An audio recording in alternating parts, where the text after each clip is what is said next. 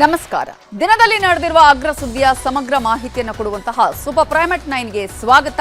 ನಾನು ನವಿತಾ ಜೈನ್. ಏನೆಲ್ಲ ಪ್ರಮುಖ ವಿದ್ಯಮಾನಗಳು ನಡೆದಿದೆ ಕಂಪ್ಲೀಟ್ ಆಗಿ ನೋಡ್ತಾ ಹೋಗೋಣ. ಪಶ್ಚಿಮ ಬಂಗಾಳ, ಕೇರಳಕ್ಕೆ ಯಾರು ಅಧಿಪತಿ? ತಮಿಳುನಾಡು, ಅಸ್ಸಾಂಗೆ ಯಾರು ಚಕ್ರಾಧಿಪತಿ? ಪುದುಚೇರಿ ಭವಿಷ್ಯ ಏನಾಗುತ್ತೆ ಅನ್ನೋ ಕುತೂಹಲಕ್ಕೆಲ್ಲ ನಾಳೆ ಮತ ಎಣಿಕೆಯಲ್ಲಿ ಉತ್ತರ ಸಿಗಲಿದೆ. ಪಂಚ ರಾಜ್ಯಗಳ ಜೊತೆ ನಾಳೆ ನಮ್ಮ ರಾಜ್ಯದಲ್ಲೂ ಕೌಂಟಿಂಗ್ ಇದೆ. ದಾವಣಗೆರೆ, ಬಾಗಲಕೋಟೆಯನ್ನ ಯಾರು ಗೆಲ್ತಾರೆ ಗೊತ್ತಾಗಬೇಕು. 2 ಕ್ಷೇತ್ರಗಳ ಅಭ್ಯರ್ಥಿಗಳಿಗೆ ಆಲ್ರೆಡಿ ಢವಢವ ಶುರುವಾಗಿದೆ. ಶೃಂಗೇರಿ ವಿಧಾನಸಭೆ ಕ್ಷೇತ್ರದಲ್ಲಿ ಶಾಸಕರೇ ಬದಲಾಗ್ತಾರಾ ಅನ್ನಿಸ್ತಿದೆ. ಮರುಮತ ಎಣಿಕೆಯಲ್ಲಿ ಬಿಜೆಪಿ ಅಭ್ಯರ್ಥಿಗೆ ಗೆಲುವು ಸಿಕ್ಕಿದೆಯಂತೆ. ಈಗ ಕಾಂಗ್ರೆಸ್, ಬಿಜೆಪಿಯವರು ಕುತಂತ್ರ ಅಂತಿದ್ದಾರೆ. ಯಾವ ಸುಪ್ರೀಂ ಕೋರ್ಟ್ ದರ್ಶನ್ರನ್ನ ಜೈಲಿಗೆ ಕಳುಹಿಸ್ತೋ ಅದೇ ಸುಪ್ರೀಂ ಕೋರ್ಟ್ಗೆ ದರ್ಶನ್ ಅರ್ಜಿ ಹಾಕಿದ್ದಾರೆ. ನಾಳೆ ಜಾಮೀನು ಅರ್ಜಿಯ ವಿಚಾರಣೆ ಆಗಲಿದೆ. ಆದರೆ ದರ್ಶನ್ ಕೊಟ್ಟಿರೋ ಕಾರಣಗಳು ಮಾತ್ರ ಬೆಚ್ಚಿ ಬೀಳುವಂಥದ್ದು. ಸಿಕ್ಕಾಪಟ್ಟೆ ಬೇಸಿಗೆ ಬಿಸಿ ಅಂತ ಎಸಿ ಹಾಕೊಂಡು ಮಲಗಬೇಡಿ. ದೆಹಲಿಯಲ್ಲಿ ಎಸಿ ಸ್ಫೋಟವಾಗಿ 9 ಜನ ಸಜೀವ ದಹನವಾಗಿದ್ದಾರೆ. ಮೊದಲು ನಿಮ್ಮ ಮನೆ ಎಸಿ ಸರಿ ಇದೆಯಾ ಚೆಕ್ ಮಾಡ್ಕೊಳ್ಳಿ. ಪಶ್ಚಿಮ ಬಂಗಾಳದ ಬಾದ್ಶಾ ಯಾರು? ದ್ರಾವಿಡ ನೆಲದಲ್ಲಿ ಯಾರ ದರ್ಬಾರ್? ದೇವರ ನಾಡಿಗೆ ಯಾರಾಗ್ತಾರೆ ದೊರೆ? ಈಶಾನ್ಯದ ಹೆಬ್ಬಾಗಿಲನ್ನ ಆಳೋ ಅಧಿಪತಿ ಯಾರು? ಯಾರು ಅನ್ನೋದಕ್ಕೆಲ್ಲ ಕೆಲವೇ ಗಂಟೆಗಳಲ್ಲಿ ಉತ್ತರ ಸಿಗಲಿದೆ.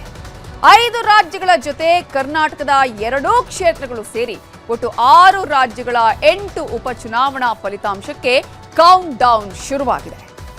ಪ್ರಧಾನಮಂತ್ರಿ ನರೇಂದ್ರ ಮೋದಿ ಕಾಲಿಗೆ ಚಕ್ರ ಕಟ್ಕೊಂಡು 5 ರಾಜ್ಯಗಳಲ್ಲಿ ಅಬ್ಬರದ ಪ್ರಚಾರ ಮಾಡಿದ್ರು.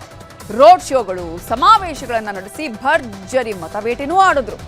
ಚುನಾವಣಾ ಚಾಣಕ್ಯ ಅಂತಾನೆ ಕರೆಸಿಕೊಳ್ಳೋ ಅಮಿತ್ ಶಾ ಅವರಂತೂ ಕಣ್ಣಿಗೆ ಎಣ್ಣೆ ಬಿಟ್ಕೊಂಡು ಹಗಲು ರಾತ್ರಿ 5 ರಾಜ್ಯಗಳಲ್ಲಿ ಪ್ರಚಾರದ ಜೊತೆಗೆ ಸಂಘಟನೆಗೂ ಒತ್ತು ಕೊಟ್ಟಿದ್ರು. ಹೀಗಾಗಿ 5 ರಾಜ್ಯಗಳ ಪೈಕಿ ಪಶ್ಚಿಮ ಬಂಗಾಳ, ಅಸ್ಸಾಂನಲ್ಲಿ ಬಿಜೆಪಿಯೇ ಬಹುಮತದಲ್ಲಿ ಅಧಿಕಾರಕ್ಕೆ ಬರುತ್ತೆ ಅನ್ನೋ, ಬಿಜೆಪಿ ಗೆದ್ದೇ ಗೆಲ್ಲತ್ತೆ ಅನ್ನೋ ಅಚಲ ವಿಶ್ವಾಸದಲ್ಲಿದ್ದಾರೆ. ಕೇರಳ, ತಮಿಳುನಾಡಲ್ಲೂ ಬಿಜೆಪಿ ಮೈತ್ರಿಕೂಟ ಪಕ್ಷಗಳು ಗೆದ್ದೇ ಗೆಲ್ಲುವ ಹುಮ್ಮಸ್ಸಿನಲ್ಲಿದ್ದಾರೆ. ಬಿಜೆಪಿಯವರ ಕನಸಿನ ಕೋಟೆಯನ್ನ ಛಿದ್ರ ಮಾಡುವ ಅಚಲ ವಿಶ್ವಾಸ ಇಂಡಿ ಮೈತ್ರಿಕೂಟಕ್ಕಿದೆ. ಕೇರಳದಲ್ಲಿ ಕಾಂಗ್ರೆಸ್ ಮೈತ್ರಿಕೂಟಕ್ಕೆ ಅಧಿಕಾರ ಅನ್ನುವ ಅಪಾರ ನಂಬಿಕೆ ರಾಹುಲ್ ಗಾಂಧಿ, ಖರ್ಗೆ ಬಳಗದಲ್ಲಿ ಮನೆ ಮಾಡಿದೆ. ಅಸ್ಸಾಂನಲ್ಲೂ ಕಾಂಗ್ರೆಸ್ ಗೆಲ್ಲತ್ತೆ ಅನ್ನೋ ಕನಸಿನ ಕೋಟೆಯನ್ನು ಕೈ ಕಲಿಗಳು ಕಟ್ಕೊಂಡಿದ್ದಾರೆ. ಇನ್ನು ಪಶ್ಚಿಮ ಬಂಗಾಳದಲ್ಲಿ ಈ ಸಲನೂ ಮಮತಾ ಬ್ಯಾನರ್ಜಿ ಪಕ್ಷಕ್ಕೆ ಬಹುಮತದಲ್ಲಿ ಸರ್ಕಾರ ರಚಿಸುತ್ತಾರೆ ಅನ್ನುವ ನಂಬಿಕೆನೂ ದೀದಿ ಜೊತೆಗೆ ಕಾಂಗ್ರೆಸ್ ಕಲಿಗಳಿಗಿದೆ. ದಕ್ಷಿಣ ಭಾರತದಲ್ಲಿ ಇದುವರೆಗೂ ಕರ್ನಾಟಕ ಬಿಟ್ರೆ ಇನ್ಯಾವ ರಾಜ್ಯದಲ್ಲೂ ಬಿಜೆಪಿ ಅಧಿಕಾರಕ್ಕೆ ಏರೋಕ್ಕಾಗಿಲ್ಲ. ಆದ್ರೆ ಈ ಸಲ ತಮಿಳುನಾಡಲ್ಲಿ ಡಿಎಂಕೆ ಸ್ಟಾಲಿನ್ ಕೋಟೆಯನ್ನೇ ಛಿದ್ರ ಮಾಡ್ತೀವಿ ಅನ್ನೋ ಹುಂಬತನ ಬಿಜೆಪಿ ಹಾಗೂ ಅಣ್ಣಾ ಡಿಎಂಕೆ ಪಕ್ಷದ್ದು. ಆದರೆ ಸಮೀಕ್ಷೆಗಳ ಪ್ರಕಾರ ಯಾವ ಪಕ್ಷಕ್ಕೂ ಬಹುಮತ ಸಿಕ್ಕಿಲ್ಲ.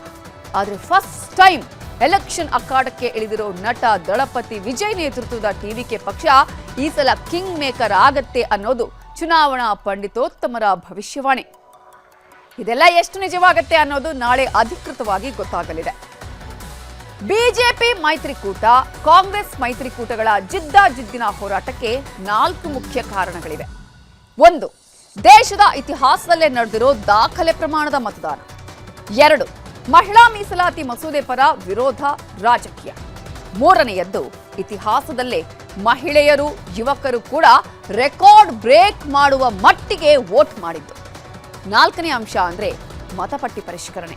ಹಾಗಾಗಿನೇ ಚುನಾವಣಾ ಆಯೋಗ ಮತ ಎಣಿಕೆಗೆ ಎಲ್ಲಾ ಸಿದ್ಧತೆಗಳನ್ನ ಮಾಡಿಕೊಂಡಿದೆ. ಪಶ್ಚಿಮ ಬಂಗಾಳದಲ್ಲಿ ನಾಳೆ 294 ಕ್ಷೇತ್ರಗಳ ಪೈಕಿ 293 ಕ್ಷೇತ್ರಗಳಲ್ಲಿ ಮಾತ್ರ ಮತ ಎಣಿಕೆ ನಡೆಯಲಿದೆ. ಫಾಲ್ಟಾ ಕ್ಷೇತ್ರದಲ್ಲಿ ಮಾತ್ರ ಮೇ 21ಕ್ಕೆ ಮರು ಮತದಾನಕ್ಕೆ ಆಯೋಗ ನಿರ್ಧಾರ ಮಾಡಿದೆ. ಹೀಗಾಗಿ 293 ಕ್ಷೇತ್ರಗಳಲ್ಲಿ ನಾಳೆ ಕೌಂಟಿಂಗ್ಗೆ ಸಿದ್ಧತೆಗಳಾಗಿವೆ. ಬಂಗಾಳದಲ್ಲಿ 2 ಹಂತದ ಮತದಾನದ ವೇಳೆ ನಡೆದಿದ್ದ ಹಿಂಸಾಚಾರಗಳು ಮತ ಎಣಿಕೆ ವೇಳೆಯೂ ಆಗುವ ಆತಂಕ ಆಯೋಗಕ್ಕಿದೆ. ಹಾಗಾಗಿನೇ ಮತ ಎಣಿಕೆ ಕೇಂದ್ರಗಳ ಸುತ್ತಲೂ ಯಾವತ್ತೂ ಕಾಣದಷ್ಟು ಭದ್ರತೆ ಬಂಗಾಳದಲ್ಲಿ ಈ ಸಲ ನೋಡ್ತಿದ್ದೀರಿ. ಪಂಚ ತೀರ್ಪು 2026 ಏನಾಗಬಹುದು ಅನ್ನುವ ಕುತೂಹಲ ಅಂತೂ ಎಲ್ರಿಗೂ ಕೂಡ ಇದೆ. ಪಶ್ಚಿಮ ಬಂಗಾಳದ ಲೆಕ್ಕಾಚಾರವನ್ನ ನೋಡಿದ್ರೆ ಪಶ್ಚಿಮ ಬಂಗಾಳದಲ್ಲಿ ಒಟ್ಟು ಕ್ಷೇತ್ರಗಳು 294. ಆದರೆ ನಾಳೆ ಫಾಲ್ಟಾ ಕ್ಷೇತ್ರ ಬಿಟ್ಟು 293 ಕ್ಷೇತ್ರಗಳಲ್ಲಿ ಮತ ಎಣಿಕೆ ನಡೆಯಲಿದೆ. ಇನ್ನು ಪಶ್ಚಿಮ ಬಂಗಾಳ ಎಲೆಕ್ಷನ್ಗೆ ಈ ಸಲ ನಿಂತಿದ್ದ ಒಟ್ಟು ಅಭ್ಯರ್ಥಿಗಳು 2926 ಅಭ್ಯರ್ಥಿಗಳಾದರೆ ಪಶ್ಚಿಮ ಬಂಗಾಳದಲ್ಲಿ 293 ಕ್ಷೇತ್ರಗಳಲ್ಲಿ ಮತ ಎಣಿಕೆ ನಡೆಯುತ್ತೆ. ಒಟ್ಟು 77 ಕೇಂದ್ರಗಳನ್ನು ಮತ ಎಣಿಕೆ ಮಾಡುವುದಕ್ಕೆ ತೆರೆಯಲಾಗಿದೆ. ಈ 77 ಮತ ಎಣಿಕೆ ಕೇಂದ್ರಗಳಿಗೆ ಒಟ್ಟು 13,600 ಮೇಲ್ವಿಚಾರಕರನ್ನ ಆಯೋಗ ಈಗಾಗಲೇ ನೇಮಿಸಿದೆ. ಮತದಾರ ಅನ್ನೋ ದೇವರು ಯಾರಿಗೆ ಮತ ಹಾಕಿದ್ದಾರೋ, ಯಾವ ಅಭ್ಯರ್ಥಿಗೆ ಗೆಲ್ಲಲು ಆಶೀರ್ವಾದ ಮಾಡಿದ್ದಾರೋ ಗೊತ್ತಿಲ್ಲ. ಆದರೆ ನಾವೇ ಗೆಲ್ಲಬೇಕು ಅನ್ನುವ ಆಸೆ, ಗೆಲ್ತೀವಿ ಅನ್ನುವ ನಂಬಿಕೆಯು ಎಲ್ಲಾ ಪಕ್ಷಗಳ ಅಭ್ಯರ್ಥಿಗಳಲ್ಲಿದೆ. ಮತದಾರರ ಆಶೀರ್ವಾದ ನಮಗೆ ಸಿಗ್ಲಿ ಅಂತ ಪಶ್ಚಿಮ ಬಂಗಾಳದಲ್ಲಿ ಅಭ್ಯರ್ಥಿಗಳು ಟೆಂಪಲ್ ರನ್ ಮಾಡ್ತಿದ್ದಾರೆ. ದೇವ್ರೇ ನಮಗೆ ಗೆಲುವು ಕೊಡಪ್ಪ ಅಂತ ಪೂಜೆ, ಪುನಸ್ಕಾರ, ಹೋಮ, ಹವನ, ದೇವರಿಗೆ ಅಭಿಷೇಕವನ್ನೂ ಮಾಡಿಸಿ ಪ್ರಾರ್ಥನೆ ಮಾಡಿದ್ರು.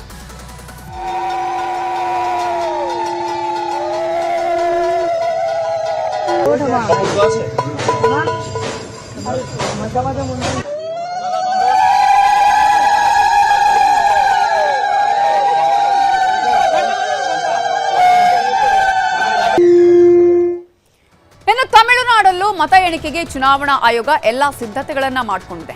ಕಾಂಗ್ರೆಸ್ ಮೈತ್ರಿಕೂಟದ ಡಿಎಂಕೆ, ಬಿಜೆಪಿ ಮೈತ್ರಿಕೂಟದ ಅಣ್ಣಾ ಡಿಎಂಕೆ ಮಧ್ಯೆ ನೇರ ಹಣಾಹಣಿ ನಡೀತಾ ಇದೆ.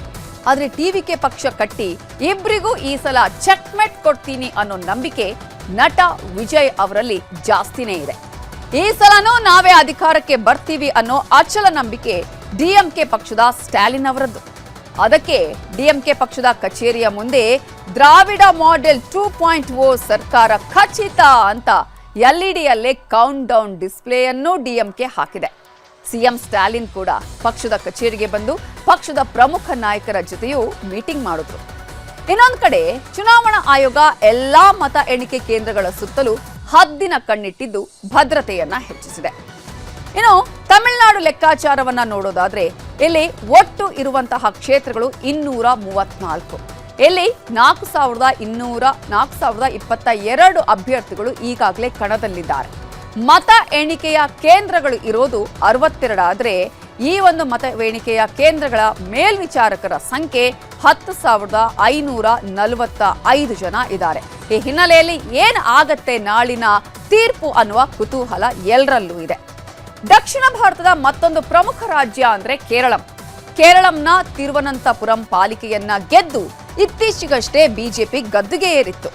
ಅದೇ ಮ್ಯಾಜಿಕ್ ಇಡೀ ಕೇರಳಂ ರಾಜ್ಯದಾದ್ಯಂತ ಆಗತ್ತೆ ಅನ್ನೋ ವಿಶ್ವಾಸ ಬಿಜೆಪಿಗಿದೆ.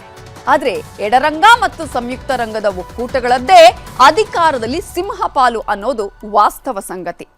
ಕೇರಳಂನಲ್ಲಿ ಅಧಿಕಾರ ಹಿಡಿಬೇಕು ಅಂದ್ರೆ 71 ಕ್ಷೇತ್ರಗಳನ್ನ ಗೆಲ್ಲಬೇಕು.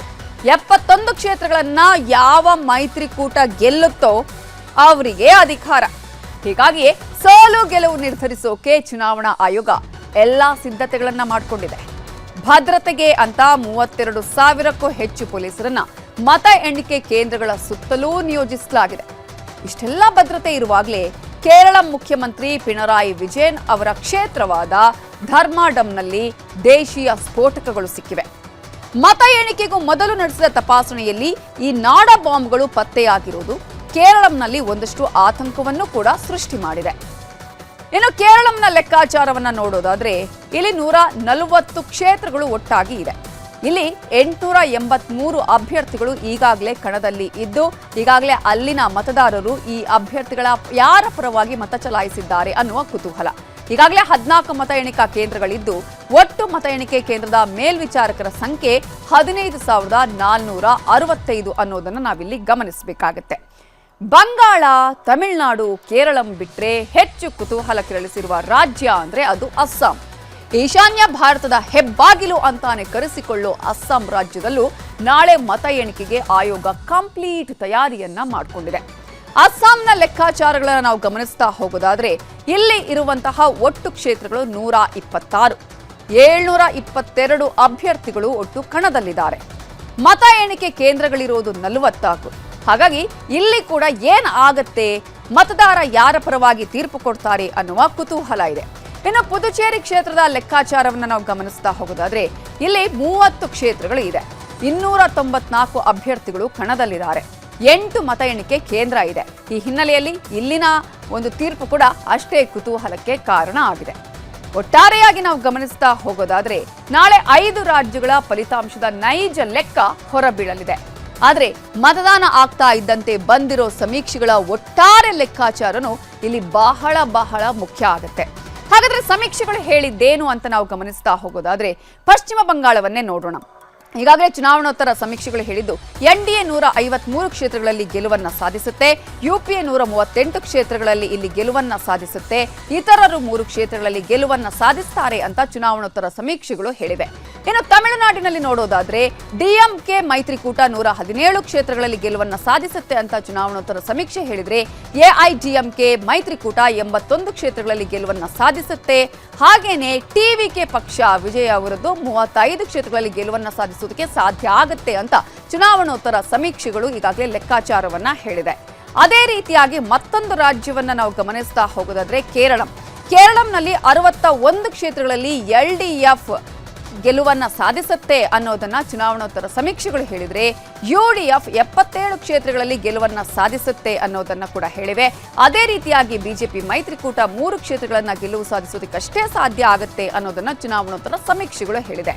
ಇನ್ನು ಮತ್ತೊಂದು ರಾಜ್ಯ ಅಸ್ಸಾಂನಲ್ಲಿ ಎನ್ಡಿಎ 92 ಕ್ಷೇತ್ರಗಳಲ್ಲಿ ಗೆಲುವನ್ನ ಸಾಧಿಸುತ್ತೆ, ಅದುವೇ ಅಧಿಕಾರವನ್ನ ಪಡೆದುಕೊಳ್ಳುತ್ತೆ ಅನ್ನೋದನ್ನ ಚುನಾವಣೋತ್ತರ ಸಮೀಕ್ಷೆಗಳು ಹೇಳಿದ್ರೆ ಯುಪಿಎ ಕೇವಲ 30 ಕ್ಷೇತ್ರಗಳಲ್ಲಿ ಗೆಲುವನ್ನ ಸಾಧಿಸೋದಕ್ಕೆ ಅಷ್ಟೇ ಸಾಧ್ಯ ಆಗತ್ತೆ, ಇತರರು 4 ಕ್ಷೇತ್ರಗಳಲ್ಲಿ ಗೆಲುವನ್ನ ಸಾಧಿಸೋದಕ್ಕೆ ಸಾಧ್ಯ ಆಗತ್ತೆ ಅನ್ನೋದು ಚುನಾವಣೋತ್ತರ ಸಮೀಕ್ಷೆಗಳು ಹೇಳ್ತಾ ಇರುವಂತಹ ಲೆಕ್ಕಾಚಾರಗಳು.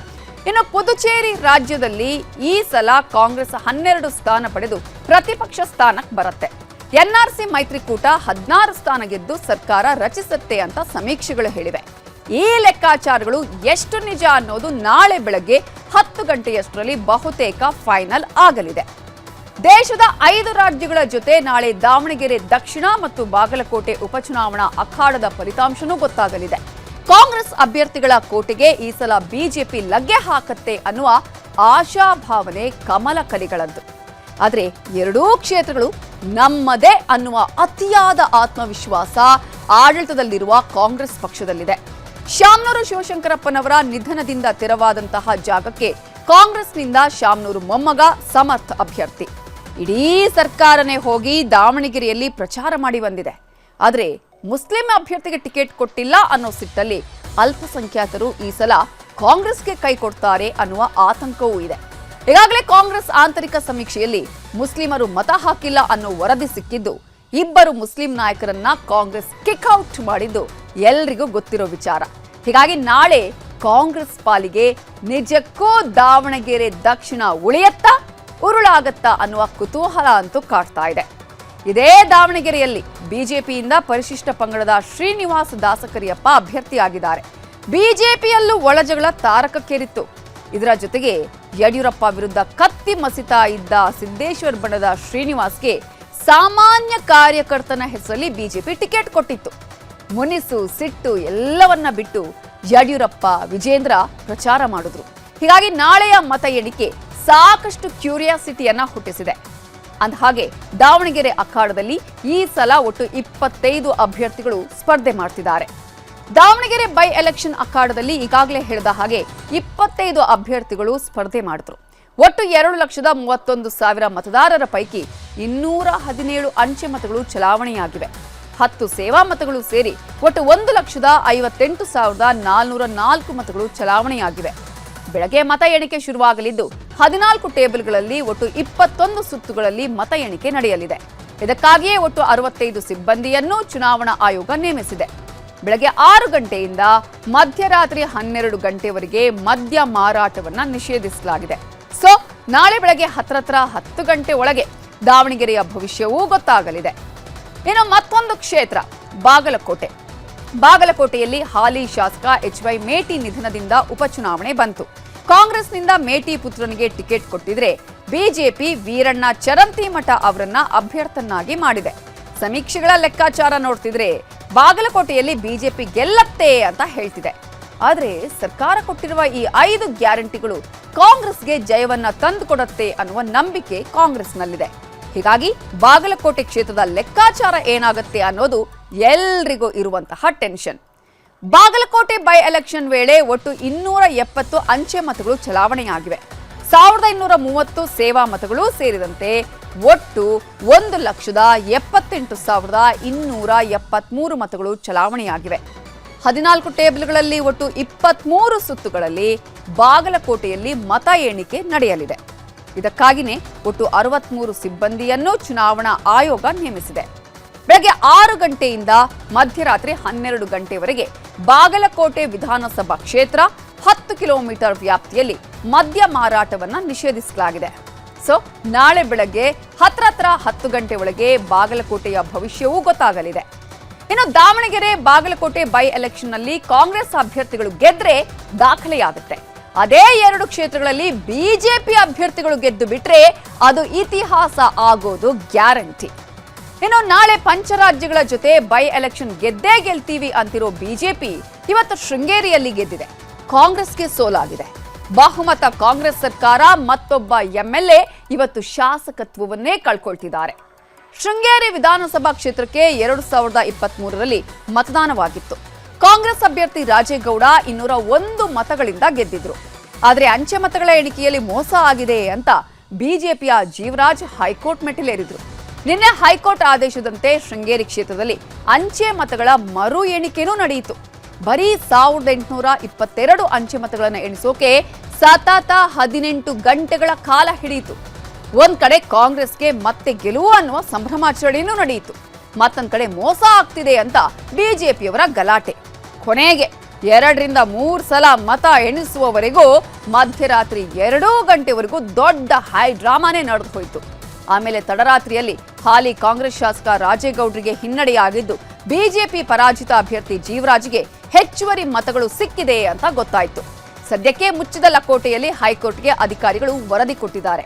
ಬಿಜೆಪಿಯವರ ಪ್ರಕಾರ 52ಕ್ಕೂ ಹೆಚ್ಚು ಮತಗಳಿಂದ ಜೀವರಾಜ್ ಗೆದ್ದಿದ್ದಾರಂತೆ. ಹಾಲಿ ಕಾಂಗ್ರೆಸ್ ಶಾಸಕ ರಾಜೇಗೌಡರಿಗೆ ಸೋಲಾಗಿದೆಯಂತೆ. ಆದರೆ ಈ ಅಂಕಿಅಂಶ ಹೈಕೋರ್ಟ್ನಲ್ಲಿ ಆದೇಶ ಬಂದ ಮೇಲೆ ಸ್ಪಷ್ಟವಾಗಲಿದೆ. ಆದರೆ ಕಾಂಗ್ರೆಸ್ ಶಾಸಕತ್ವ ಕಳೆದುಕೊಳ್ಳೋದು ಗ್ಯಾರಂಟಿ ಆಗಿದೆ ಅನ್ನೋದಕ್ಕೆ ಪುಷ್ಟಿ ಕೊಟ್ಟಿದ್ದು ಕೈ ಕಮಲ ನಾಯಕರ ಮಾತುಗಳು. ಪೋಸ್ಟಲ್ ಬ್ಯಾಲೆಟ್ ಇತ್ತು. ನಮ್ಮ ಕ್ಯಾಂಡಿಡೇಟ್ಗೆ ಬಂದಂಥ ವೋಟ್ ಮೇಲೆ ತಿರ್ಗಾ ಬಂಡಲ್ ತೆಗೆದುಕೊಂಡು ಒಂದೊಂದು ಮಾರ್ಕ್ ಹಾಕಿ ಬೇರೆ ಪೆನ್ನಲ್ಲೆಲ್ಲ ಮಾರ್ಕ್ ಮಾಡಿ 200ಕ್ಕೂ ಹೆಚ್ಚು ಮತಗಳನ್ನು ಆ ರೀತಿ ಡ್ಯಾಮೇಜ್ ಮಾಡಿದ್ದು ಈಗಾಗಲೇ ವರದಿಯಾಗಿದೆ. ಈ ತೀರಿ ಆಗಿರೋದು ಇಡೀ ದೇಶಕ್ಕೆ ಒಂದು ದೊಡ್ಡ ಕಳಂಕ. ಚುನಾವಣಾ ವ್ಯವಸ್ಥೆ, ಪ್ರಜಾಪ್ರಭುತ್ವ ವ್ಯವಸ್ಥೆಗೆ ಒಂದು ದೊಡ್ಡ ಕಳಂಕ. ತಡರಾತ್ರಿಯಲ್ಲಿ ಯಾವ ರೀತಿ ಶೃಂಗೇರಿ ಫಲಿತಾಂಶ ವಾಪಸ್ಸು ಬಿಜೆಪಿ ಅಭ್ಯರ್ಥಿ ಗೆದ್ದಿದ್ದಾರೆ, ಜೀವರಾಜ್ ಅವರು ಗೆದ್ದಿದ್ದಾರೆ, ಅದರಿಂದನೇ ಗೊತ್ತಾಗ್ತದೆ.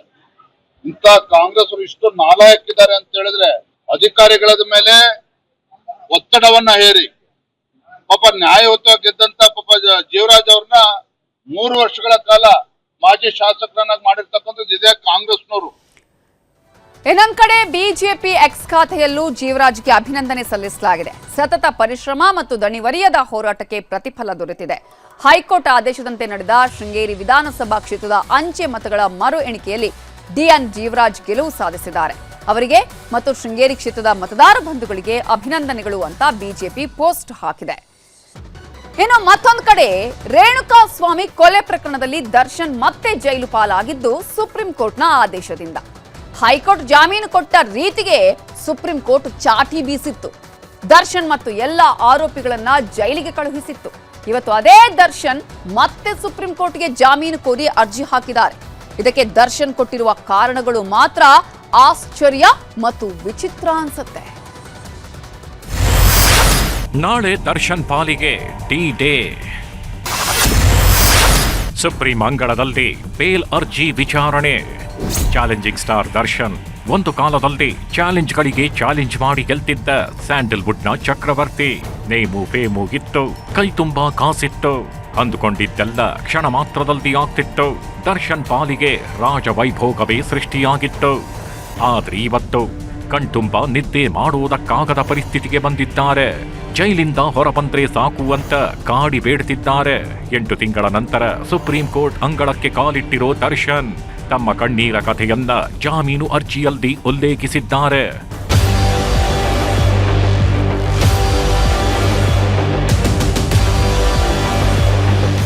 ದರ್ಶನ್ರ ಜಾಮೀನು ಅರ್ಜಿಯನ್ನ ಪುರಸ್ಕರಿಸಿರೋ ಸುಪ್ರೀಂ ಕೋರ್ಟ್ ನಾಳೆ ಅರ್ಜಿ ವಿಚಾರಣೆ ನಡೆಸಲಿದೆ. ಇದೇ ಹೊತ್ತಲ್ಲಿ ಈಗ ದರ್ಶನ್ ಜಾಮೀನು ಅರ್ಜಿಯಲ್ಲಿ ಉಲ್ಲೇಖಿಸಿರೋ ಒಂದಷ್ಟು ಅಂಶಗಳು ಸಖತ್ ಸದ್ದು ಮಾಡ್ತಿವೆ. ತಾವು ಜೈಲಲ್ಲಿ ಅನುಭವಿಸ್ತಿರೋ ನರಕ ಯಾತನೆಯನ್ನ ಎಳೆಯಾಗಿ ಬಿಚ್ಚಿಟ್ಟಿದ್ದಾರೆ. ಸುಪ್ರೀಂಗೆ ಸಲ್ಲಿಸಿರೋ ಜಾಮೀನು ಅರ್ಜಿಯಲ್ಲಿ ದರ್ಶನ್ ತಮ್ಮ 16 ಅಹವಾಲುಗಳನ್ನ ಹೇಳಿಕೊಂಡಿದ್ದಾರೆ. ಜೈಲಿನಲ್ಲಿ ಸಹ ಕೈದಿಗಳಿಂದ ಬೆದರಿಕೆ ಬರುವುದರ ಜೊತೆಗೆ ನಿಂದಿಸುತ್ತಿದ್ದಾರೆ. ಜೈಲಲ್ಲಿ ಅಮಾನವೀಯವಾಗಿ ನಡೆದುಕೊಳ್ತಿದ್ದು ನಿಯಮ ಮೀರಿ ಕ್ವಾರಂಟೈನ್ ಸೆಲ್ನಲ್ಲಿ ಇಡಲಾಗಿದೆ. ಇದರಿಂದ ಮಾನಸಿಕ ಮತ್ತು ದೈಹಿಕವಾಗಿ ಪರಿಣಾಮವಾಗುತ್ತಿದೆ. ಜೈಲಿನಲ್ಲಿರೋ ಸಹ ಕೈದಿಗಳಿಂದ ನನಗೆ ಬೆದರಿಕೆಗಿದೆ. ಜೈಲಿನಲ್ಲಿ ಇತರೆ ಕೈದಿಗಳಿಗಿಂತ ನನಗೆ ತಾರತಮ್ಯ ಮಾಡ್ತಿದ್ದಾರೆ. ಕುಟುಂಬದವರ ಭೇಟಿಗೆ ಸಮಾನ ಸಮಯ ನೀಡುತ್ತಿಲ್ಲ. ಆಹಾರ, ಬಟ್ಟೆ, ಹಾಸಿಗೆ ಪಡೆಯಲು ಅವಕಾಶ ಕೊಡುತ್ತಿಲ್ಲ. ಸೆಲ್ ಕಾರಿಡಾರ್ನಲ್ಲಿ ಮಾತ್ರ ವಾಕಿಂಗ್ ಮಾಡುವುದಕ್ಕೆ ಅವಕಾಶ ನೀಡಿದ್ದಾರೆ. ಬೆನ್ನು ನೋವಿದ್ದರೂ 2-3 ಬಾರಿ ಮಾತ್ರ ಫಿಸಿಯೋಥೆರಪಿ ಮಾಡಿಸಲಾಗಿದೆ. ಸುದೀರ್ಘ ಜೈಲುವಾಸದಿಂದ ಜೀವನೋಪಾಯಕ್ಕೆ ಸಮಸ್ಯೆಯಾಗಿದೆ. ಪ್ರತಿ ವರ್ಷ 2 ಅಥವಾ 3 ಚಿತ್ರಗಳಿಗೆ ಸಹಿ ಮಾಡುತ್ತಿದ್ದೆ. ಜಾಮೀನು ರದ್ದುಪಡಿಸುವ ವೇಳೆಯೂ 3 ಸಿನಿಮಾಗಳಿಗೆ ಸಹಿ ಮಾಡಿದ್ದೆ. ನನ್ನನ್ನ ನಂಬಿ ನಿರ್ಮಾಪಕರು 6 ಕೋಟಿ ರೂಪಾಯಿ ಬಂಡವಾಳ ಹೂಡಿದ್ದಾರೆ. ಜೈಲು ಸೇರಿದ್ದರಿಂದ ಸಿನಿಮಾಗಳು ನಿಂತು ಹೋಗಿವೆ. ಸುದೀರ್ಘ ಜೈಲುವಾಸ ವೃತ್ತಿ ಜೀವನಕ್ಕೆ ಮರಣಗಂಟೆಯಾಗಲಿದೆ. ಒಟ್ಟು 262 ಸಾಕ್ಷಿಗಳ ವಿಚಾರಣೆ ಆಗಬೇಕೆಂದು ಆರೋಪ ಪಟ್ಟಿ ಸಲ್ಲಿಕೆ ಮಾಡಲಾಗಿದೆ. ಆದರೆ 8 ತಿಂಗಳಲ್ಲಿ ಕೇವಲ 10 ಸಾಕ್ಷಿಗಳ ವಿಚಾರಣೆ ಮಾತ್ರ ಆಗಿದೆ. ಹೀಗಾಗಿ ಶೀಘ್ರದಲ್ಲೇ ಸಾಕ್ಷ್ಯಗಳ ವಿಚಾರಣೆ ಮುಗಿಯುವ ಲಕ್ಷಣಗಳಿಲ್ಲ. ಈ ಕಾರಣಕ್ಕೆ ಜಾಮೀನು ನೀಡಿ ಅಂತ ಅರ್ಜಿಯಲ್ಲಿ ಮನವಿ ಮಾಡಿದ್ದಾರೆ. ದರ್ಶನ್ಗೆ ನಾಳೆಯಿಂದ ಎದೆಬಡಿತ ಜೋರಾಗಲಿದೆ. ಬೇಲ್ ಸಿಗತ್ತಾ ಇಲ್ವಾ ಅನ್ನೋ ಟೆನ್ಷನ್ ಕ್ಷಣಕ್ಕೂ ಹೆಚ್ಚಾಗಲಿದೆ. ಯಾಕಂದ್ರೆ ಈಗಾಗಲೇ ಜೈಲು ಸೇರಿ 8 ತಿಂಗಳೇ ಆಗೋಗಿದೆ. ಹೀಗಾಗಿ ಹೊರಬರುವುದಕ್ಕೆ ತುದಿಗಾಲಲ್ಲಿರೋ ದರ್ಶನ್ ಬೇಲ್ ಸಿಗೋ ನಿರೀಕ್ಷೆಯಲ್ಲಿದ್ದಾರೆ. Manjunath N, crime bureau, news 18 Bengaluru. ನಾಳೆ ದರ್ಶನ್ ಭವಿಷ್ಯ ಏನಾಗುತ್ತೋ ಗೊತ್ತಿಲ್ಲ. ಆದ್ರೆ ಇವತ್ತು ದೆಹಲಿಯಲ್ಲಿ ನಡೆದಂತಹ ಘಟನೆ 9 ಜನರ ಭವಿಷ್ಯವನ್ನ ಸುಟ್ಟು ಹಾಕಿದೆ. ಬೇಸಿಗೆ ಬಿಸಿಲಿನ ಹೊಡೆತದಿಂದ ಪಾರಾಗೋಕೆ ಏರ್ ಕಂಡೀಷನ್ ಬಳಸ್ತಾ ಇದ್ರು. ಆದ್ರೆ ಅದೇ ಎಸಿ 9 ಜನರನ್ನ ಜೀವಂತವಾಗಿ ಸುಟ್ಟು ಹಾಕಿದೆ. ಇಡೀ ದೇಶದಲ್ಲಿ ಈ ವರ್ಷ ಕಂಡು ಕೇಳರಿಯದಷ್ಟು ಬಿಸಿಲು ಜನರನ್ನ ಹಿಂಡಿ ಹಿಪ್ಪೆ ಮಾಡ್ತಿರೋದು ಎಲ್ರಿಗೂ ಗೊತ್ತು. ದೆಹಲಿಯಲ್ಲಂತೂ 38ರಿಂದ 40 ಡಿಗ್ರಿ ಮೀರಿ ಹೋಗಿದೆ. ಉಸಿರಾಡೋಕೆ ಒಳ್ಳೆ ಗಾಳಿ ಇಲ್ಲ. ಬೇಸಿಗೆ ತಡೆಯೋಕೆ ಎಸಿಗಳು ಬಿಟ್ರೆ ಬೇರೆ ದಾರಿ ಇರಲಿಲ್ಲ. ಹಾಗಾಗಿನೇ ದೆಹಲಿಯ ವಿವೇಕ್ ವಿಹಾರ್ನ ಅಪಾರ್ಟ್ಮೆಂಟ್ನಲ್ಲಿ ನಿನ್ನೆ ರಾತ್ರಿ ಎಸಿ ಹಾಕೊಂಡು ಎಲ್ಲರೂ ತಣ್ಣಗೆ ಮಲಗಿದ್ರು. ಆದರೆ ಎಸಿಯ ಅತಿಯಾದ ಬಳಕೆ, ಕಳಪೆ ನಿರ್ವಹಣೆ, ವೈರಿಂಗ್ ದೋಷಗಳಿಂದ ಎಸಿ ಸ್ಫೋಟವಾಯಿತು. ಫ್ಲಾಟ್ನಲ್ಲಿ ಶಾರ್ಟ್ ಸರ್ಕ್ಯೂಟ್ ಆಗಿ ಕ್ಷಣಾರ್ಧದಲ್ಲಿ ಇಡೀ ಅಪಾರ್ಟ್ಮೆಂಟ್ಗೆ ಬೆಂಕಿ ಹೊತ್ಕೊಳ್ತು. ಬಾಗಿಲು ತೆಗೆದು ಹೊರಗೆ ಬರೋಕ್ಕೂ ಆಗಲಿಲ್ಲ. ನೋಡ್ತಿದ್ದಂತೆ ಇಡೀ ಅಪಾರ್ಟ್ಮೆಂಟ್ನ 4 ಮನೆಗಳಿಗೂ ಬೆಂಕಿ ಹೊತ್ಕೊಂಡು 9 ಜನ ಸಜೀವ ದಹನವಾದರು. ಬೆಳಗಿನ ಜಾವ 4 ಗಂಟೆ ಸುಮಾರಿಗೆ ಈ ದುರಂತವಾಗಿದೆ. 2ನೇ ಅಂತಸ್ತಿನಲ್ಲಿ ಕಾಣಿಸಿಕೊಂಡ ಬೆಂಕಿ 3 ಮತ್ತು 4ನೇ ಅಂತಸ್ತಿಗೆ ವ್ಯಾಪಿಸಿ 9 ಜನ ಸುಟ್ಟು ಕರಕಲಾಗಿದ್ದಾರೆ. ಮೃತಪಟ್ಟವರ ಗುರುತು ಪತ್ತೆಯಾಗಿದ್ದು 2ನೇ ಅಂತಸ್ತಿನಲ್ಲಿ ವಾಸವಿದ್ದ 60 ವರ್ಷದ ಅರವಿಂದ್ ಜೈನ್, ಅವರ ಪತ್ನಿ 58 ವರ್ಷದ ಅನಿತಾ ಜೈನ್, 35 ವರ್ಷದ ಮಗ ನಿಶಾಂತ್, 33 ವರ್ಷದ ಸೊಸೆ ಅಂಚಲ್ ಮತ್ತು 1.5 ವರ್ಷದ ಪುಟ್ಟ ಮಗು ಆಕಾಶ್ ಜೀವ ಹೋಗಿದೆ. ಇನ್ನು 3ನೇ ಅಂತಸ್ತಿನಲ್ಲಿದ್ದ 50 ವರ್ಷದ ನಿತಿನ್ ಜೈನ್, 48 ವರ್ಷದ ಪತ್ನಿ ಶೈಲಿ, 25 ವರ್ಷದ ಮಗ ಸಮ್ಯಕ್ ಕೂಡ ಬೆಂಕಿಯ ಕೆನ್ನಾಲಿಗೆಗೆ ಬಲಿಯಾಗಿದ್ದಾರೆ. ಇನ್ನು ಮೊದಲ ಅಂತಸ್ತಿನಲ್ಲಿದ್ದ 40 ವರ್ಷದ ಶಿಖಾ ಜೈನ್ ಕೂಡ ಸಾವನ್ನಪ್ಪಿದ್ದು, ಅವರ ಪತಿ ನವೀನ್ ಜೈನ್ ತೀವ್ರವಾಗಿ ಗಾಯಗೊಂಡು ಆಸ್ಪತ್ರೆಯಲ್ಲಿ ಚಿಕಿತ್ಸೆ ಪಡಿತಾ ಇದ್ದಾರೆ. ದೆಹಲಿಯ ವಿವೇಕ್ ವಿಹಾರ್ ಅಗ್ನಿ ದುರಂತದಲ್ಲಿ 9 ಮಂದಿ ಮೃತಪಟ್ಟಿದ್ದು, ಪ್ರಧಾನಿ ನರೇಂದ್ರ ಮೋದಿ ತೀವ್ರ ಸಂತಾಪ ಸೂಚಿಸಿದ್ದಾರೆ. ಮೃತರ ಕುಟುಂಬಗಳಿಗೆ ತಲಾ 2 ಲಕ್ಷ ರೂಪಾಯಿ, ಗಾಯಗೊಂಡವರಿಗೆ 50,000 ಪರಿಹಾರ ಘೋಷಿಸಿ ಟ್ವೀಟ್ ಮಾಡಿದ್ದಾರೆ. ದೆಹಲಿಯ ಶಹದಾರ್ ಜಿಲ್ಲೆಯಲ್ಲಿ ಸಂಭವಿಸಿದ ಅಗ್ನಿ ಅವಘಡದಲ್ಲಿ ಮೃತಪಟ್ಟವರ ಸಂಖ್ಯೆ ತೀವ್ರ ದುಃಖಕರವಾಗಿದೆ. ಪ್ರೀತಿ ಪಾತ್ರರನ್ನ ಕಳ್ಕೊಂಡವರಿಗೆ ಸಂತಾಪ ಸೂಚಿಸುತ್ತೇನೆ. ಗಾಯಾಳುಗಳು ಶೀಘ್ರ ಗುಣಮುಖರಾಗಲಿ ಅಂತ ಪ್ರಾರ್ಥಿಸುತ್ತೇನೆ ಅಂತ ಪೋಸ್ಟ್ ಹಾಕಿದ್ದಾರೆ ಪ್ರಧಾನಿ ನರೇಂದ್ರ ಮೋದಿ. 9 ಜನ ಎಸಿಗೆ ಬಲಿಯಾಗಿದ್ದಾರೆ ಅಂದ್ರೆ ತಮಾಷೆ ಮಾತಲ್ಲ. ಬೇಸಿಗೆ ಜಾಸ್ತಿ ಅಂತ ಎಸಿ ಬಳಸೋರು ಹುಷಾರಾಗಿರಿ, ಮುನ್ನೆಚ್ಚರಿಕೆಯನ್ನ ವಹಿಸಿ. ಸಿಕ್ಕಾಪಟ್ಟೆ ಬಿಸಿಲಿದೆ ಅಂತ ಅತಿಯಾಗಿ ಎಸಿನ ಬಳಸಬೇಡಿ, ಆದಷ್ಟು ಕಡಿಮೆ ಮಾಡಿ. ಇಲ್ಲ ಅಂತ ಹೇಳಿದ್ರೆ ಹೀಟ್ ಆಗಿ ಅನಾಹುತಗಳಾಗತ್ತೆ. ಸರಿಯಾದಂತಹ ಸಮಯಕ್ಕೆ ಸರ್ವಿಸ್ ಮಾಡಿಸಿ. ನಿಮ್ಮ ಮನೆಯಲ್ಲಿರುವ ಎಸಿಗಳಿಗೆ ಸರ್ವಿಸ್ ಮಾಡಿಸಬೇಕು. ಇಲ್ಲಾಂದ್ರೆ ಈ ತರದ ಅನಾಹುತಗಳು ಆಗಬಹುದು, ಎಚ್ಚರ. ಎಸಿಗಳಲ್ಲಿ ವೈರಿಂಗ್ ದೋಷಗಳಿದ್ರೆ ಈ ತರ ದುರಂತಗಳು ಕೂಡ ಆಗುತ್ತೆ. ಅನಾಹುತ ಆಗೋ ಮೊದಲು ದಯವಿಟ್ಟು ಎಚ್ಚೆತ್ತುಕೊಳ್ಳಿ. ಮನೆಯಲ್ಲಿರುವ ಎಸಿ ಕಂಪ್ರೆಸರ್ನಲ್ಲಿ ಗ್ಯಾಸ್ ಲೀಕ್ ಆದ್ರೂ ಅಪಾಯಕಾರಿ. ಹೀಗಾಗಿ ಸರ್ವಿಸ್ ಮಾಡಿಸುವುದು ಇಂಪಾರ್ಟೆಂಟ್. ನಿಮ್ಮ ಮನೆಯಲ್ಲಿ ಹಳೆ ಎಸಿಗಳಿದ್ರೆ ಅಂದ್ರೆ 6 ವರ್ಷ ಮೇಲ್ಪಟ್ಟ ಯಾವುದೇ ಕಂಪನಿ ಎಸಿ ಬಳಸ್ತಿದ್ರೆ ಬೇಗ ಬದಲಾಯಿಸಿ. ದುಡ್ಡಿನ ಮುಖ ನೋಡಬೇಡಿ. ಸಾಧ್ಯವಾದಷ್ಟು ಎಸಿ ಬಳಕೆ ಕಡಿಮೆ ಮಾಡಿ. ಫ್ಯಾನ್, ಕೂಲರ್ಗಳನ್ನು ಹೆಚ್ಚಾಗಿ ಬಳಕೆ ಮಾಡಿ. ಜೀವಕ್ಕಿಂತ ಎಸಿ ಮುಖ್ಯ ಅಲ್ಲ ಅಲ್ವಾ? ಅದಕ್ಕೆ ಹೇಳ್ತಾ ಇದ್ದೀವಿ. ಇದೀಗ ಸೂಪರ್ ಪ್ರೈಮ್ ಅಟ್ 9 ನಲ್ಲಿ ರಾಜ್ಯ, ದೇಶ, ವಿದೇಶಗಳ ಮತ್ತಷ್ಟು ಪ್ರಮುಖ ಸುದ್ದಿಯನ್ನು ಕ್ವಿಕ್ ಆಗಿ ನೋಡೋಣ. ಡಿಸಿಎಂ ಡಿಕೆ ಶಿವಕುಮಾರ್ ಕಾರ್ಯಕ್ರಮದಲ್ಲಿ ಅಗ್ನಿ ಅವಘಡ ಸಂಭವಿಸಿದೆ. ರಾಯಚೂರಿನ ಸಿಂಧನೂರಿನಲ್ಲಿ ಸಾಮೂಹಿಕ ವಿವಾಹ ಕಾರ್ಯಕ್ರಮದಲ್ಲಿ ಬೆಂಕಿ ಅವಘಡ ಸಂಭವಿಸಿದೆ. ವೇದಿಕೆಯಿಂದ ಡಿಕೆಶಿ ತೆರಳುತ್ತಾ ಇದ್ದಂತೆ ಬೆಂಕಿ ಕಾಣಿಸಿಕೊಳ್ತು. ಅದೃಷ್ಟವಶಾತ್ ಯಾವುದೇ ಅನಾಹುತಗಳಾಗಲಿಲ್ಲ. ಇದೇ ಸಿಂಧನೂರಿನಲ್ಲಿ ಸಾಮೂಹಿಕ ವಿವಾಹ ಕಾರ್ಯಕ್ರಮದಲ್ಲಿ ಇನ್ನೊಂದು ಎಡವಟ್ಟಾಗಿದೆ. ನಗರದ ಸರ್ಕಾರಿ ಕಾಲೇಜಿನಲ್ಲಿ ಡಿಸಿಎಂ ಡಿಕೆ ಶಿವಕುಮಾರ್ ಹಾಗೂ ನಟ ಸುದೀಪ್ಗೆ ಪ್ರತ್ಯೇಕ ಹೆಲಿಪ್ಯಾಡ್ ನಿರ್ಮಿಸಲಾಗಿತ್ತು. ಆದರೆ ಸುದೀಪ್ ಇದ್ದ ಹೆಲಿಕಾಪ್ಟರ್ ಡಿಕೆಶಿಗೆ ನಿಗದಿಯಾಗಿದ್ದ ಹೆಲಿಪ್ಯಾಡ್ನಲ್ಲಿ ಲ್ಯಾಂಡ್ ಆಗಿದೆ. ಬಳಿಕ ಎಚ್ಚೆತ್ತ ಪೊಲೀಸರು ಸುದೀಪ್ಗೆ ನಿಗದಿಪಡಿಸಿದ ಹೆಲಿಪ್ಯಾಡ್ನಲ್ಲೇ ರೀಲ್ಯಾಂಡಿಂಗ್ ಮಾಡಿಸಿದ್ದಾರೆ. ಬೆಂಗಳೂರು ಮೈಸೂರು ಹೆದ್ದಾರಿಯಲ್ಲಿ ಎಳ್ನೀರು ತುಂಬಿಕೊಂಡು ಹೋಗ್ತಿದ್ದ ಬೊಲೆರೋ ವಾಹನ ಪಲ್ಟಿಯಾಗಿ ಓರ್ವ ಸಾವನ್ನಪ್ಪಿದ್ದಾನೆ. ಮಂಡ್ಯದ ಹಳೆಬುದನೂರು ಬಳಿ ಘಟನೆ ನಡೆದಿದೆ.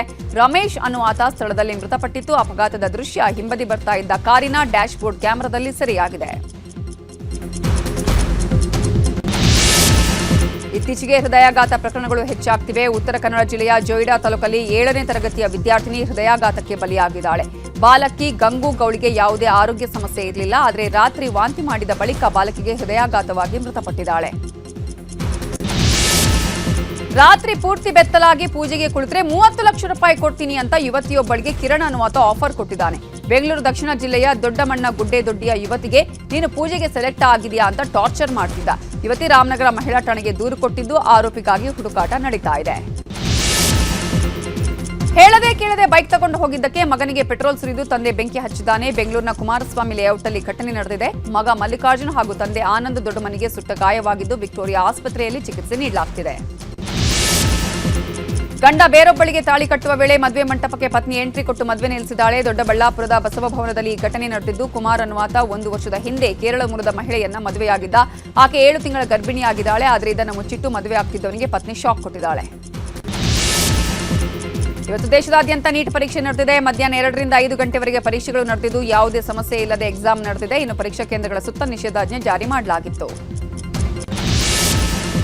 ಬೆಂಗಳೂರಿನ ಬೌರಿಂಗ್ ಆಸ್ಪತ್ರೆ ಗೋಡೆ ದುರಂತದ ಬಳಿಕ ಜಿಬಿ ಅಧಿಕಾರಿಗಳು ಎಚ್ಚೆತ್ತುಕೊಂಡಿದ್ದಾರೆ. ನಗರದಲ್ಲಿರುವ ಅಪಾಯಕಾರಿ ಗೋಡೆ ಕಟ್ಟಡಗಳ ತೆರವಿಗೆ 5 ನಗರ ಪಾಲಿಕೆಗಳಿಗೆ ಜಿಬಿಎ ಸೂಚನೆ ಕೊಟ್ಟಿದ್ದು, ಈಗಾಗಲೇ ಬಿನ್ನಿಮಿಲ್ ರಸ್ತೆಯಲ್ಲಿ 300 ಮೀಟರ್ ಗೋಡೆ ನೆಲಸಮ ಮಾಡಲಾಗಿದೆ. ತೆರವು ಕಾರ್ಯ ಮುಂದುವರೆದಿದೆ.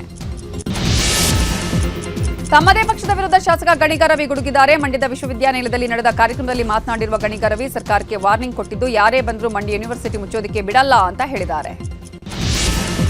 ಮಹಾರಾಷ್ಟ್ರದ ಪುಣೆಯಲ್ಲಿ 4 ವರ್ಷದ ಬಾಲಕಿ ಮೇಲೆ ಅತ್ಯಾಚಾರ ಹಾಗೂ ಕೊಲೆಗೆ ಭಾರೀ ಆಕ್ರೋಶ ವ್ಯಕ್ತವಾಗ್ತಿದೆ. ಈ ಮಧ್ಯೆ ಬಾಲಕಿ ತಂದೆ ವಿಡಿಯೋವೊಂದನ್ನು ಸೋಷಿಯಲ್ ಮೀಡಿಯಾದಲ್ಲಿ ಹರಿಬಿಟ್ಟಿದ್ದು, ನನ್ನ ಮಗಳಿಗೆ ನ್ಯಾಯ ಸಿಗುವವರೆಗೂ, ಅಪರಾಧಿಯನ್ನ ಗಲ್ಲಿಗೇರಿಸುವವರೆಗೂ ಯಾವೊಬ್ಬ ರಾಜಕಾರಣಿಯೂ ನಮ್ಮ ಮನೆಗೆ ಬರಬೇಡಿ ಅಂತ ಮನವಿ ಮಾಡಿದ್ದಾರೆ. ಬೇಸಿಗೆಯಿಂದ ಕಂಗೆಟ್ಟಿದ್ದ ಜನರಿಗೆ ಮಳೆರಾಯ ತಂಪೆರೆದಿದ್ದಾನೆ. ಆಂಧ್ರಪ್ರದೇಶದ ತಿರುಪತಿ ತಿಮ್ಮಪ್ಪನ ಸನ್ನಿಧಿಯಲ್ಲಿ ಧಾರಾಕಾರ ಮಳೆಯಾಗ್ತಾ ಇದ್ದು, ದಿಢೀರ್ ಮಳೆಯಿಂದಾಗಿ ತಿಮ್ಮಪ್ಪನ ದರ್ಶನಕ್ಕೆ ಬಂದ ಭಕ್ತರು ಪರದಾಡಿದ್ದಾರೆ. ಇಂಡೋನೇಷ್ಯಾದಲ್ಲಿ ಧಾರಾಕಾರ ಮಳೆಗೆ ಪ್ರವಾಹ ಉಂಟಾಗಿದೆ. ಸೆಂಟ್ರಲ್ ಜಾವಾದ ಪೆಮಲಾಂಗ್ ರೆಜಿನ್ಸಿಯಾದಲ್ಲಿ ಮಳೆಯಿಂದಾಗಿ ಪ್ರವಾಹ ಸೃಷ್ಟಿಯಾಗಿದ್ದು, ರಸ್ತೆಗಳ ಮೇಲೆ ನದಿಯಂತೆ ನೀರು ರಭಸವಾಗಿ ಹರಿತಾ ಇದೆ. ಭೀಕರ ಪ್ರವಾಹದಿಂದಾಗಿ ಜನರು ಮನೆಗಳಿಂದ ಹೊರಬರಲಾಗದ ಸ್ಥಿತಿ ನಿರ್ಮಾಣವಾಗಿದೆ.